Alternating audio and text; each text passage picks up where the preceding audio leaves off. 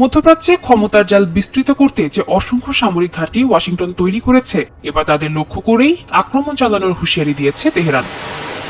মধ্যপ্রাচ্যে অন্তত 19টি স্থানে মোতায়েন আছে মার্কিন সেনা, যার মধ্যে 8টি হচ্ছে স্থায়ী সামরিক ঘাঁটি। এর মধ্যে কাতার, বাহরাইন, কুয়েত, ইউএই ও ইরাকের ঘাঁটিগুলো ইরানের 2000 কিলোমিটারের মধ্যে পড়ে, যা দেশটির ব্যালিস্টিক ও ক্রুজ ক্ষেপণাস্ত্রের সরাসরি টার্গেটে পরিণত হতে পারে। ইরানের ভেতরে যুক্তরাষ্ট্রের কোনো সামরিক ঘাঁটি নেই, তবে পার্শ্ববর্তী প্রায় প্রতিটি দেশে মার্কিন সামরিক উপস্থিতি এখন উচ্চ সতর্কতায়। কাতারের আল উদেইদ এয়ারবেস ইরান সীমান্ত থেকে মাত্র 300 কিলোমিটার দূরে। এটি যুক্তরাষ্ট্রের বৃহত্তম ঘাঁটি, যেখানে রয়েছে প্রায় 10,000 সেনা, স্যাটেলাইট কন্ট্রোল সিস্টেম, ড্রোন, বোমারু ও রিফুয়েলিং বিমান, এবং এটি ইউএস সেন্টকমের ফরওয়ার্ড হেডকোয়ার্টার হিসেবে ব্যবহৃত হয়। সংযুক্ত আরব আমিরাতের আল ধাফরায় আছে F-22 স্টেলথ ফাইটার ও রিকনেসান্স ড্রোন।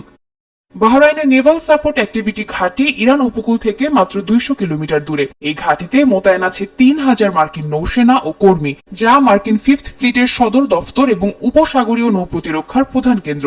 এখানে অবস্থান করছে যুদ্ধজাহাজ, মাইন সুইপার ও ফাস্ট রেসপন্স কাটার।